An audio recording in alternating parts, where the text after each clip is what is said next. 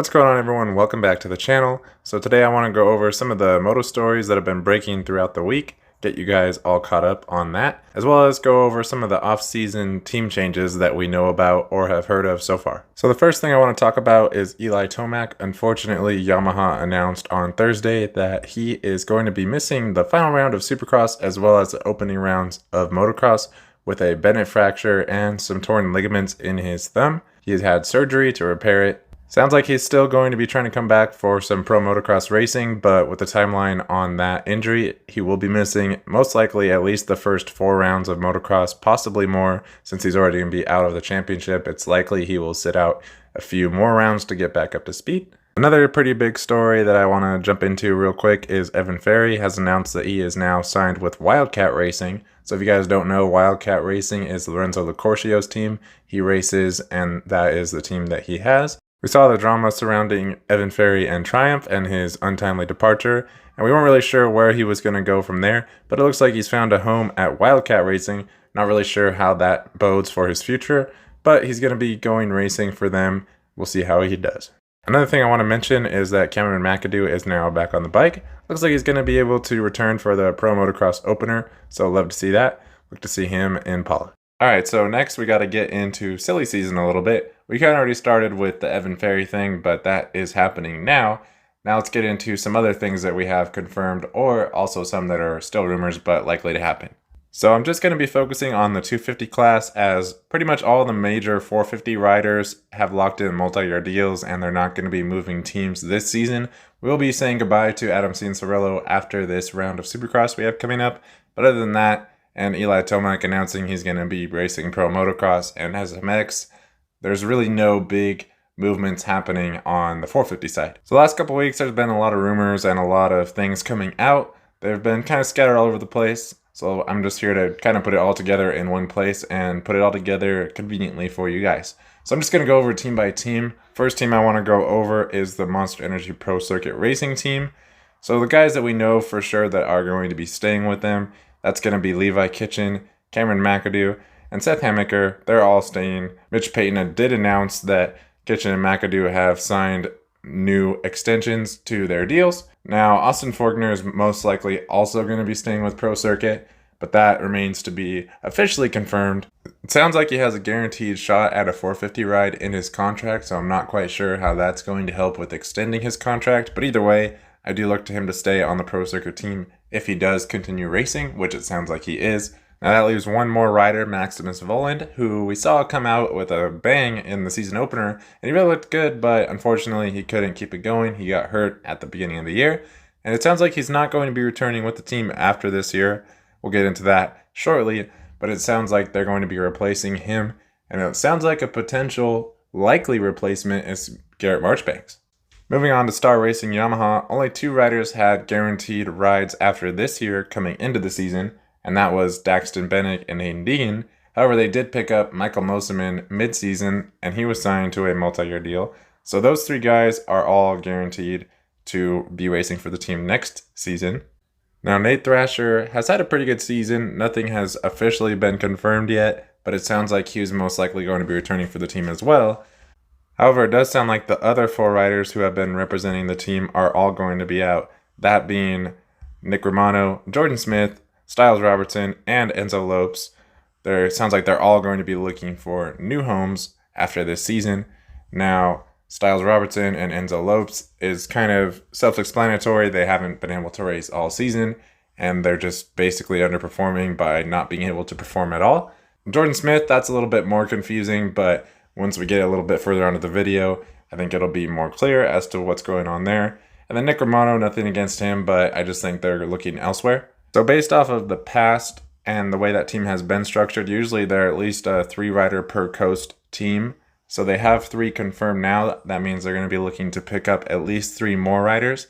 So the first rider that they might reach and grab and bring up to the pros would be Gavin Towers, who has been performing reasonably well, but seems to be crashing a lot. So we're not quite sure if he's going to be able to stick with the team after this season, if they're going to move him up to race pro, if they're going to keep him down to race futures, or if they're just going to let him go entirely.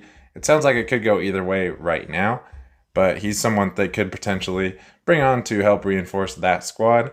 One rider that has been all but confirmed to be joining the team is Max Anstey. Sounds like they signed him to a multi-year deal, or at least to come alongside next year as a fourth rider. And it is also all but confirmed that Pierce Brown will also be joining him next year. So that's basically 5 riders confirmed, and most likely Gavin Towers or maybe someone else in the late season that they could grab to fill in that extra spot. Moving on to Triumph Racing. Now, it sounds like Triumph is going to be trying to expand to a 4-man race team next season. That's 2 riders per coast.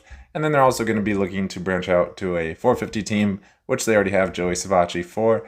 Whether they grab an additional 450 rider or not remains to be seen. But we're talking about the 250 team. So as of right now, they only have Jalik Swoll. So the first rider that we pretty much know for sure that is going to be going over there is Jordan Smith. Sounds like he's signed a 3-year deal to represent the team, so great for him. Hopefully he can do really well on that Triumph. It looks like it could be a pretty good platform, so we'll have to see how he can do with that. Also, Maximus Voland will be joining him there, so the team is starting to look pretty solid. And then as far as the 4 slot, sounds like it could be possibly Styles Robertson or maybe even Garrett Marchbanks, but Robertson would be a pretty likely fit as he was kind of on that original team with Scuba back in the day when he was over in Husqvarna. Now he's over at Triumph, and I'm sure he would love to have him back on his team. Moving on to the Honda team, Joe Shimoda is still going to be on his contract for next year, and it sounds like they're going to be re-signing Chance Hymas, so no real changes there. KTM, same could be said with them. It sounds like they're basically sticking with the same riders. I know Julian Beaumer is still on his contract, and I believe Tom Vial might even still be on his contract, but if he is not on a 3-year contract, I'm sure they're extending him. In the Husqvarna camp, RJ Hampshire still has some more time left on his contract, which will carry him into next season. Sounds like they're bringing Casey Cochran back for his second pro season, and probably what would be technically his rookie debut since he debuted pretty late in this season. And then the only rider that's really up in the air right now is Guillaume Ferrez.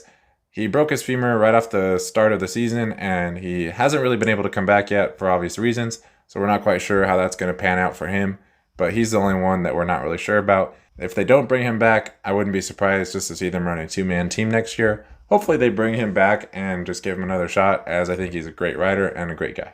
One other thing worth mentioning here on the Husqvarna side of things is that it was said that they're talking to Austin Faulkner. Now, talking and signing are 2 totally different things. I think they would love to have him, but I'm sure he's going to be loyal to Kawasaki given the opportunity. But if for some reason something goes wrong there, it sounds like he could have a home at Husqvarna. Probably pretty unlikely, but it would be interesting to see if that does happen. Moving on to the Gas team, Ryder DeFrancisco is still going to be with the team next year, and obviously they'll be losing Pierce Brown, so they're going to need to refill that slot. It sounds like they're probably going to bring up Luke Davies from the Futures, and most likely he will just fill in Pierce Brown's slot. So he's been riding really well, and I think he could do pretty well, but it's going to be interesting to see how that team can do with 2 young, relatively unexperienced riders. That pretty much covers all the factory teams in the 250 class, but there is a couple other teams I want to talk about quickly. So the Club MX team, they have a really strong program and have had some really good results over the last few years. They've also had some really good riders, and they're going to be losing a couple of riders. We know for sure that Phil Nicoletti is retiring after the season, and it sounds like they're going to be losing Garrett Marchbanks as well. So there's going to be a couple slots at least that they need to fill. Cody Schock just signed an extension with them through 2027. Technically, Jeremy Martin has a contract for next season. However, as of right now, we're not even sure if he's going to be coming back to racing or how that's going to bode. So technically, I wouldn't be surprised to see him retire after this season as well. So they're going to need a few riders to fill in those slots. Now they do have Jet Reynolds, who technically never got to debut for them. He was looking strong going into the season, but he hurt himself in press day for the season opener of Supercross, and we never got to see how he was going to do.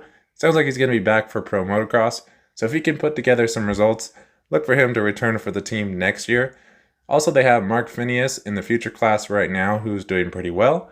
But if they end up needing 2 or 3 riders, or if one of those don't work out, they could actually grab some other talent from somewhere else, and who that would be remains to be seen. But it is a pretty solid team, so I would look for them to grab one of those other guys that just missed out on a factory team, or maybe somebody who's moving up into the pro ranks. One other team that is worth mentioning is going to be the Firepower Honda team. Now they're losing both of their riders, with Dean Wilson retiring and Max Anstey going over to Star Yamaha, and it sounds like they might not actually return to American motocross or supercross next season. Now, if they do, they're going to need to pick up a couple of riders at least, and who that would be remains to be seen. But as of right now, it sounds like they might just drop out entirely.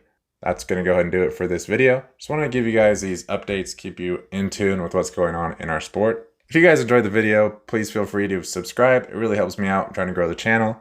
If you would like to support the channel, feel free to check out our website, motofevershop.com. Link is in the description below.